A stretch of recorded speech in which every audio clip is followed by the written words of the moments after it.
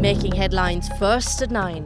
Debate rescheduled. Party leaders decide to debate the bond inquiry report on a later day.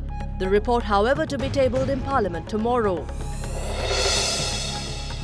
Nothing serious. Chairman of Elections Commission says no serious incidents of violence reported thus far.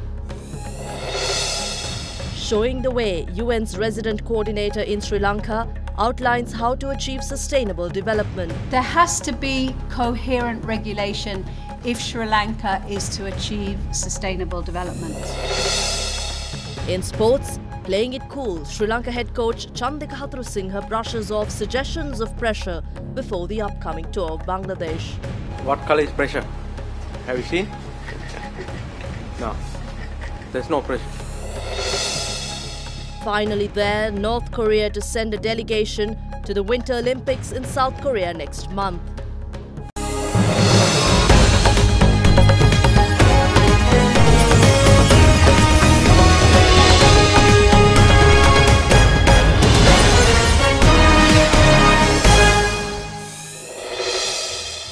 Good evening. With the latest development from across the world and around Sri Lanka, I'm Indivari Amuatta on Other Derana 24/7 first at 9.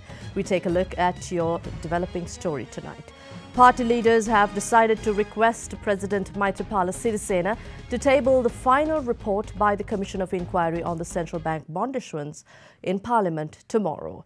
A parliamentary debate will then be scheduled on the report. The party leaders made the decision today in a backdrop where there have been continuous calls from various parties for a debate on the bond inquiry report. Following requests by several parties, Prime Minister Ranil Wickremesinghe on Sunday requested the Speaker to convene a special parliamentary debate on the final report of the Commission of Inquiry. As a result, Acting Secretary-General of Parliament Neil Iddewala said yesterday that a special session is scheduled for the 10th of January at 10:30 a.m. Meanwhile, a party leaders' meeting was held today to discuss the matter. We requested the bond inquiry report be tabled in Parliament tomorrow morning. A party leaders' meeting will then be held where a date for the debate will be scheduled. The report is currently with the President. It is his responsibility to table the report in Parliament tomorrow. It is necessary for everyone in the country to know the truth about what happened. Otherwise, the public's view will be manipulated by different interpretations. Party leaders decided to request the President to table the report in Parliament tomorrow because the others didn't receive it until today. The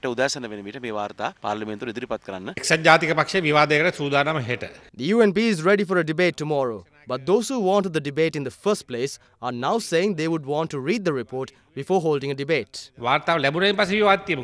Meanwhile, Leader of the House reacted negatively to a question by journalists.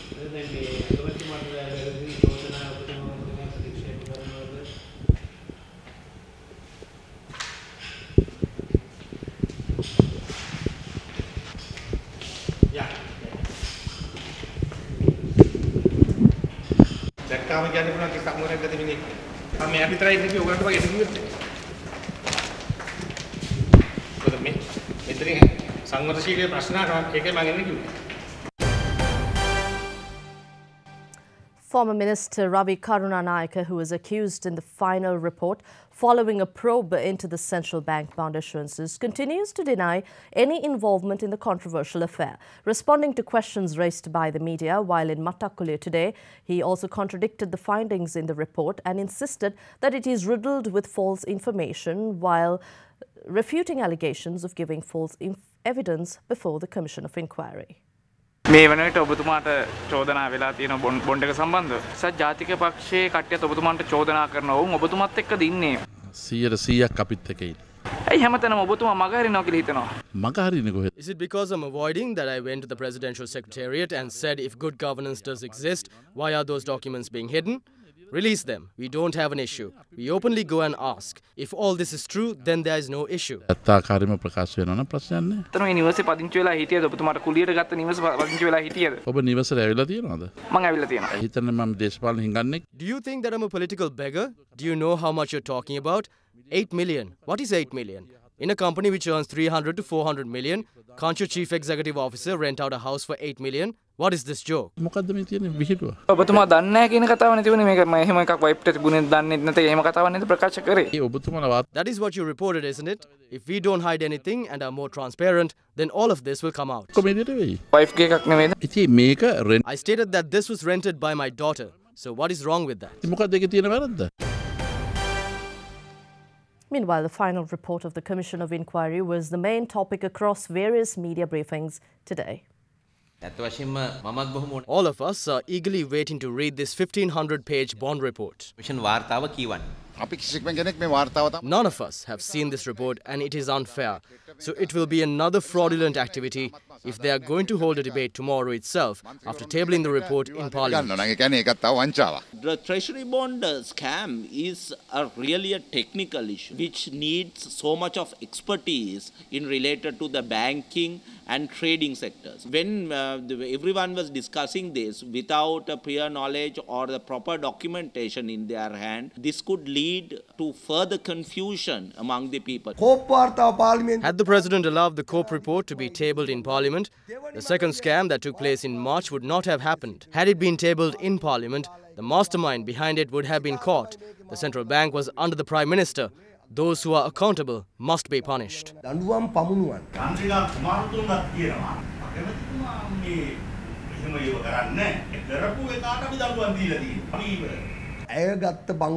We don't know how much she gained from this. We'd be able to see that Arjuna Mahendran greatly supported her political campaigns once he is held accountable. Former President Kumaratunga, Minister Mangala Samaravira, MP Sumandaran, Rauf Hakim participated in the discussions that were held in 2012 in Singapore.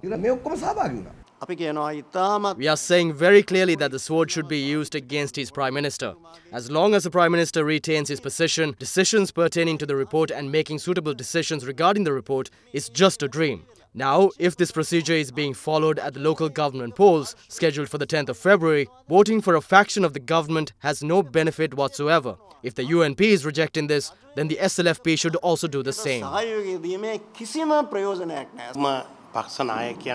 There will be a no-confidence motion against the Prime Minister with regard to the Bond Commission report once the report is fully reviewed. To prepare this motion, the leader of the joint opposition, MP Dinesh Gunawardena, sent a letter to the President yesterday requesting the full report regarding the bond issuance. Despite all the mudslinging, no one can say that Prime Minister Ranil Wickremesinghe provided money to anyone nor helped anyone. Likewise, no one can say that he gave his brothers or anyone anything. Now, even my family, we do not involve anyone in political matters. We will contest the local government polls until we get the mandate, and if they try to bring us down even a little bit, we will leave.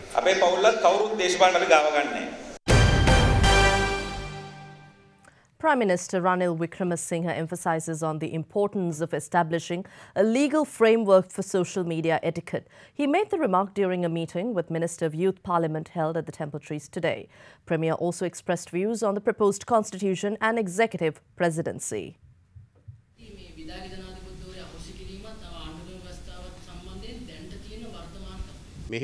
We presented the report by the steering committee to the Constitutional Assembly. They already debated on the matter for about 5 days, but we will take further decisions after the local government elections. We will focus on devolution of power, executive presidency and even fundamental rights. There is also a proposal to increase power of local governments so that the country will not be divided at any time. We'd like to listen to the views of the Youth Parliament as well. සමාජ මාධ්‍යවල එක එක post පළ කරනවා. ඒකේ නීතියක් නැහැ. ඒ වගේ දේවල් වලට නීති පද්ධතියක් ඇති කරන්න කියලා ඔබතුමන්ගෙන් ඉල්ලා සිටිනවා. අපි බලනවා නීති. We are looking at forming a legal framework on this aspect. This isn't just a local problem. Even US President Donald Trump talked about this. ජනාධිපති ට්‍රම්ප්ුත් මේ ගැන කතා කළ තිබුණා. Meanwhile, a special event was held at the parliamentary premises to commemorate the 70th anniversary of Sri Lanka's independence and reaffirm bonds between Japan and Sri Lanka. Themed as Departure to the Future of Sri Lanka and Japan, the event was sponsored by Honganji Foundation and co-sponsored by the Japanese Embassy in Sri Lanka, along with Japan-Sri Lanka Parliamentary Friendship League and Sri Lanka-Japan Parliamentary Friendship Association. Japanese Ambassador to Sri Lanka, Kenichi Suganuma, reiterated the importance of Japan-Sri Lanka partnership. For more than 65 years, we have maintained very strong friendship relations, particularly with the new coalition government. We have agreed that we will become a comprehensive partner. And that was agreed when Prime Minister Wickremesinghe visited Japan in 2015 October. We have been working together to try to deepen and enlarge this partnership. Meanwhile, Prime Minister Ranil Wickremesinghe revealed that President Maithripala Sirisena plans to engage in a state visit to Japan this year. The ties between Japan and Sri Lanka is based primarily on culture.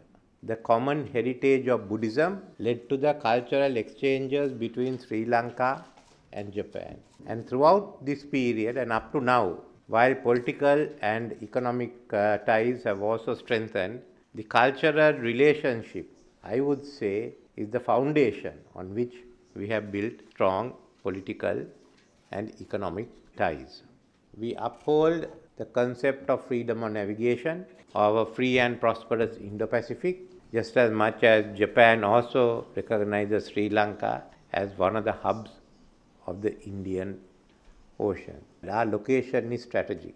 Only last week, we had the foreign minister visiting Sri Lanka, and in March, President Sirisena will be visiting Japan.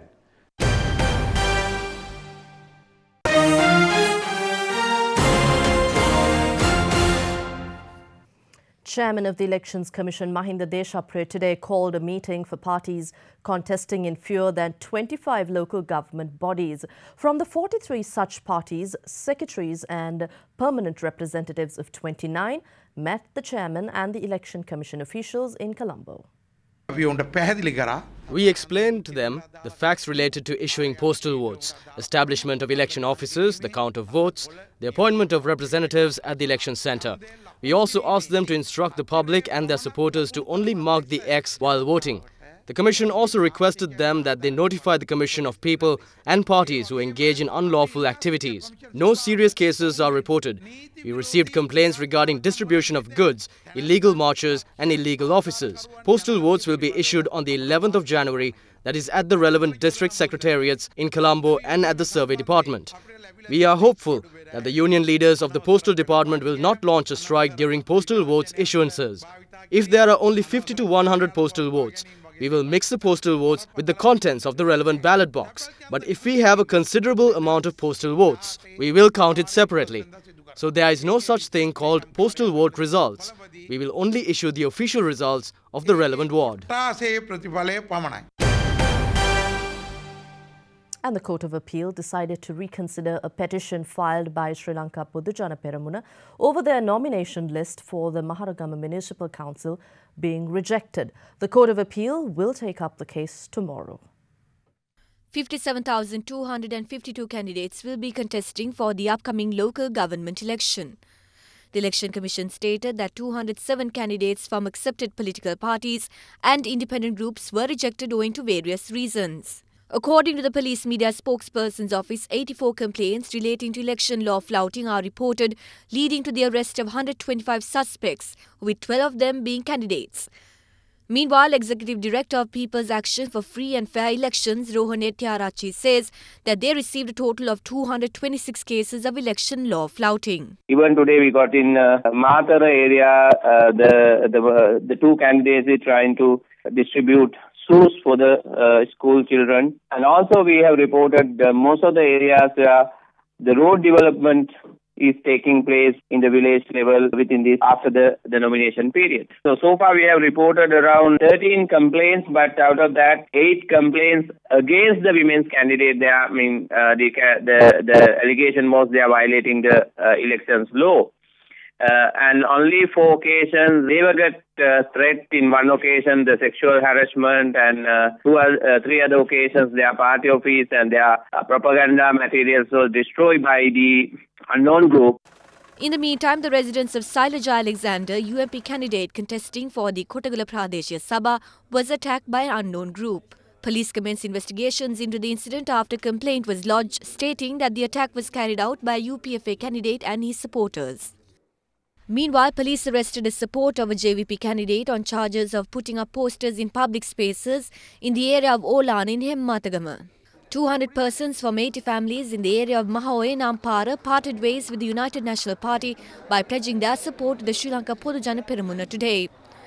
Meanwhile, the Court of Appeal decided to take up the petition filed by a group of candidates of the Sri Lanka Podujana Perumuna over their nomination list for the Maharagama Urban Council being rejected. The petitioners told court that their nomination list was rejected owing to a discrepancy in the information provided by one of the candidates, where a female candidate was listed as a male. Making their submissions at the Court of Appeal, the petitioner stated that the returning officer who rejected the list was violating election laws and requested the court to issue an order to the said officer to accept the nominations. The petitioners also requested that a stay order be issued to the Maharagama Municipal Council to suspend elections until the case is over.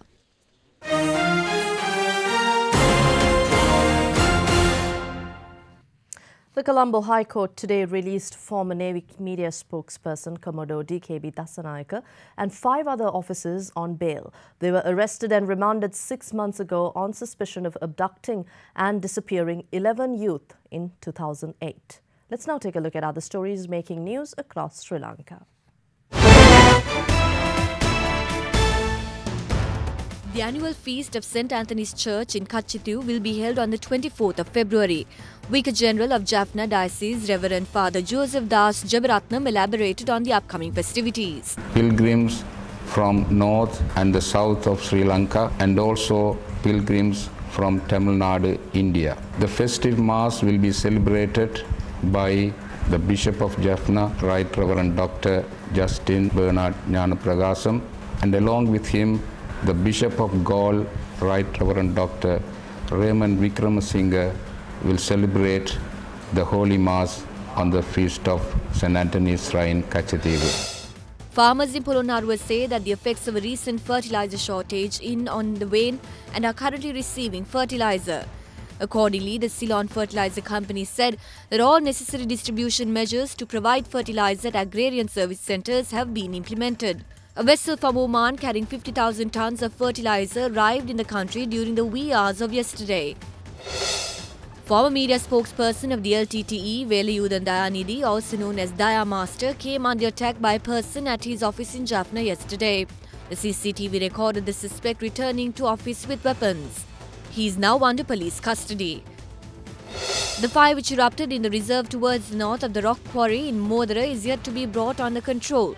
The blaze got hold of the reserves for a second day and spread across the hills overnight. You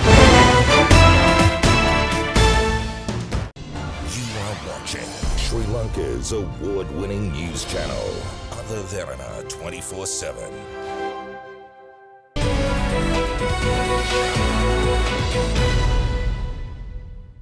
Well, in your business stories, the Colombo Stock Exchange has had a buoyant start for the new year, with market turnover reaching a 3-year high during the first 6 days of 2018. Speaking at the listing ceremony today, Chief Executive Officer of the Colombo Stock Exchange, Rajiva Bandaranaike, said that the net foreign inflow during the first 6 days reached over 2 billion rupees. The second listing on the Colombo Stock Exchange for 2018 took place today, with Level Energy Fund Limited, a power and energy firm in Sri Lanka and abroad, listing a 20% stake on the main board. A subsidiary of Lanka Ventures PLC and the 298th firm to be listed on the bourse, Level Energy Fund raised 1.2 billion rupees through the listing. Today is a special day for us. For many reasons. One is that a new listing is always a very happy occasion for the CSC. Secondly is that this is the second company of the LVL group that is listing itself. So we are very happy to see your group reaching out to the capital market once again. And the third reason is that this is the second IPO within the first 5 market days of the year. It's a dream start because during the first 6 days of the year, our turnovers have been higher than the last 3 years. It's averaging at over 1 billion. The indices are up both on the S&P and the All Share, 2% and 3%. In the first 6 days, there's a net foreign inflow of 2 billion, and we have had 2 IPOs opening within the first 6 days of the year. So I think most markets envy a start like this for any given year. So in that sense, I think it's a dream start. And Resident Coordinator of the United Nations, Una Makale, says if Sri Lanka is to achieve sustainable development, the country will have to adopt coherent regulation. She made this remark at the first regulatory impact assessment deliberations towards UN guidelines on consumer protection in Colombo yesterday. The 5-day workshop aims to assist policymakers make informed decisions based on a cost-benefit analysis on various regulations and their impacts in society. The event was organised by the Ministry of Industry and Commerce together with the Consumers Affairs Authority and the United Nations Industrial Development Organisation. Sri Lanka is a leading country in trying to define what sustainability means for development, and regulation necessarily has to be part of the development framework. There has to be coherent regulation if Sri Lanka is to achieve sustainable development. But if those regulations aren't sufficient, they lose their importance and they can bring unintended problems, and they can mean that the intended benefits are not realized. So systematic, participatory and evidence-based and transparent approaches are required for regulatory authorities and policymakers to make informed decisions when developing standards which give a positive environment for compliance.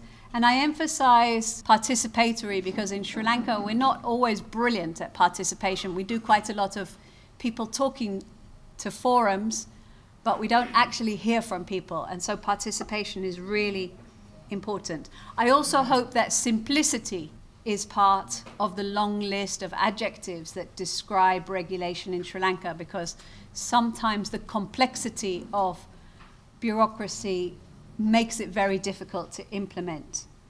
The strength of our consumer protection framework at present is largely dependent on regulation such as our Consumer Affairs Authority Act, which need revising. Ladies and gentlemen, while this Act introduced the much needed basic consumer safeguard framework of Sri Lanka, they do not appear to be satisfactory anymore in the face of huge changes and complexity in modern consumer trends and dynamics.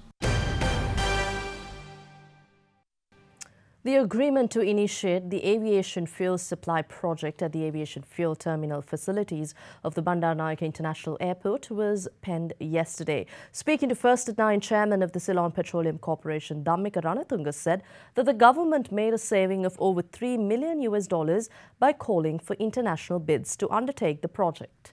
The agreement was signed at the premises of the Ceylon Petroleum Corporation. The tender to construct the aviation fuel supply of the aviation fuel terminal facilities at the Yard E at the Bandaranaike International Airport is awarded to Singaporean companies WEC Engineers and Constructors, PT Vijayakara Tbk and China National Chemical Engineering No. 14 Construction Co. International bids were called for on March 2015 to reduce the loss caused by volunteer suggestions proposed by the former government in 2013. According to the Ceylon Petroleum Corporation, settlement of a long-term debt amounting $74.2 million of US was reduced to $71.1 million US owing to the new tender procedure.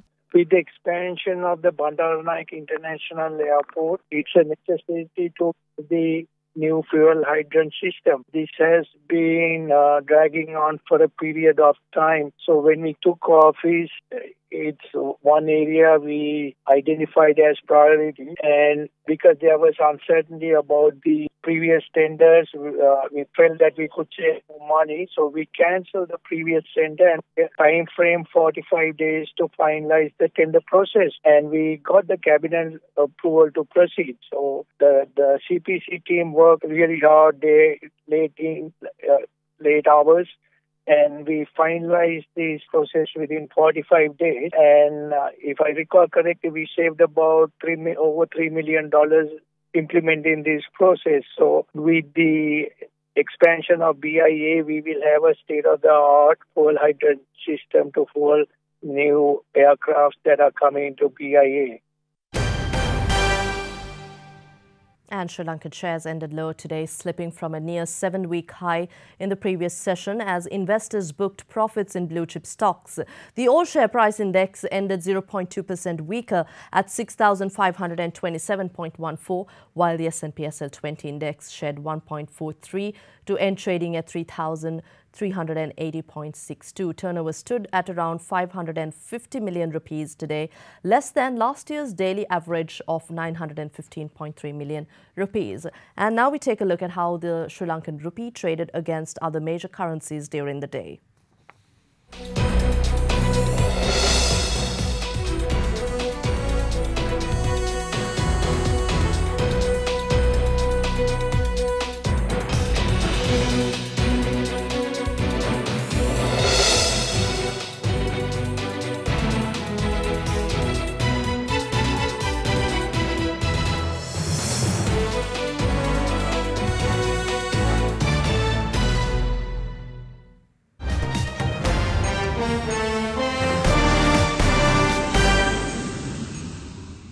In news overseas, UK Prime Minister Theresa May embarked on the much-trumpeted reshuffle of her top ministerial team yesterday in an attempt to inject new energy into a government weighed down by Brexit and strengthen the apparatus of her governing Conservative Party. Her big-name Secretaries of State have all hung on to their jobs in May's cabinet.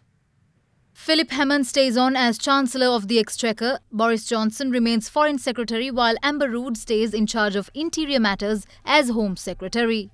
Also remaining in the cabinet is Brexit Secretary David Davis, a key member of May's team driving her agenda for Britain leaving the European Union. David Lidington has replaced Damien Green as Cabinet Office Minister. Green, one of May's most trusted allies, resigned over allegations of sexual harassment. The first major change saw Immigration Minister Brandon Lewis promoted to chairman of the governing Conservative Party, replacing veteran politician Patrick McLaughlin. MP James Cleverly was named as the party's deputy chairman.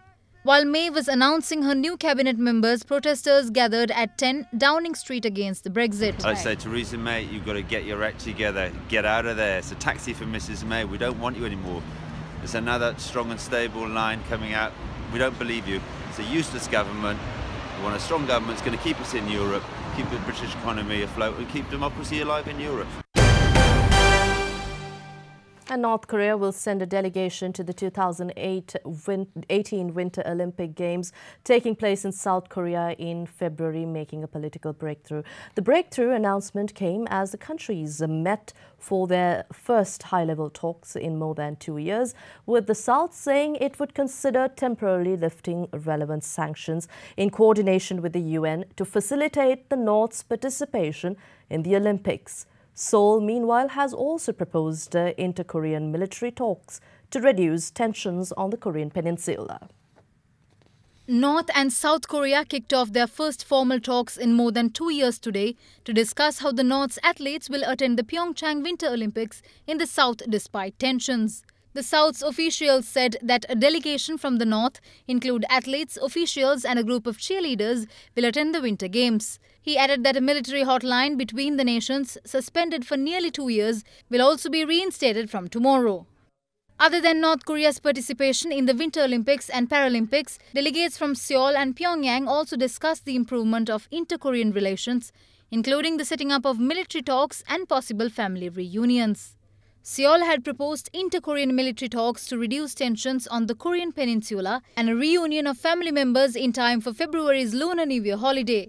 South Korea also proposed that athletes from the two Koreas march together at the Games opening ceremony and other joint activities between the two nations during the Games.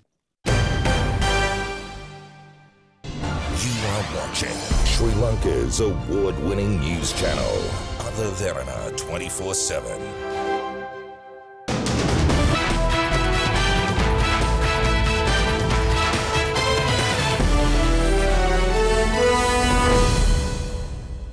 Sri Lanka Cricket today reappointed former captain Angelo Matthews as the captain in the limited overs format. Matthews was appointed as captain for the one-day internationals in 2012 but resigned from his position in 2017 following the defeat suffered at the hands of Zimbabwe.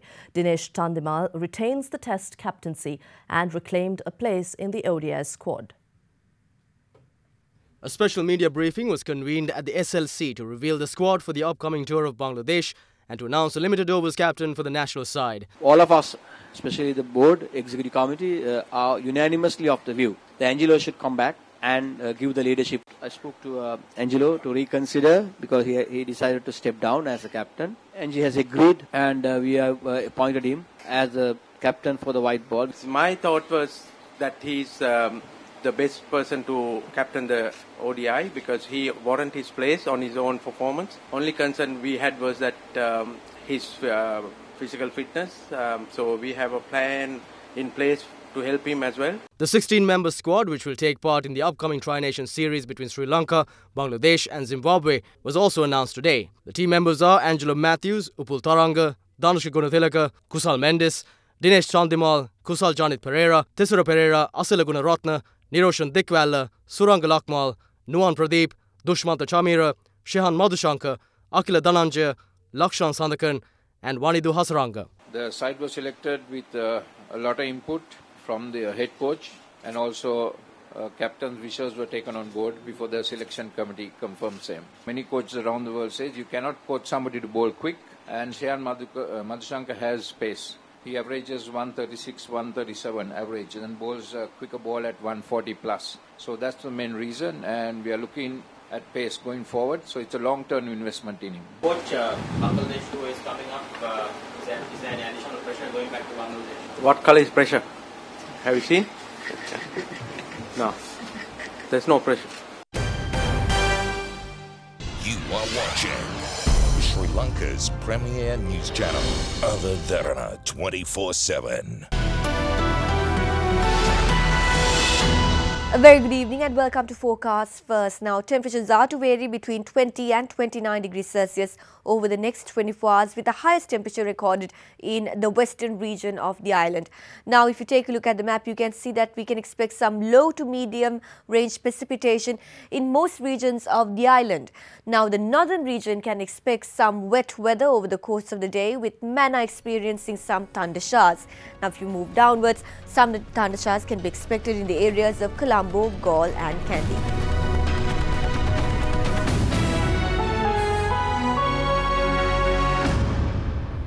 And that's all for tonight, but before we go, we'd like to take you to Jaffna, a part of the country long deprived to the public owing to civil conflict, and also to Trincomalee, a hot spot for local and foreign tourists alike. Its long stretches of sandy beaches and turquoise waters is truly a sight to behold.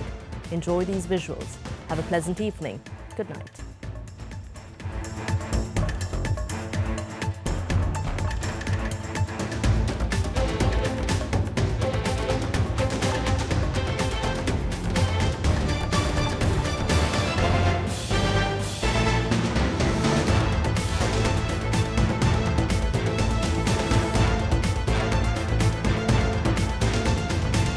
Bringing you the news and information 24 hours a day. This is Sri Lanka's premier news channel, Other Derana 24/7.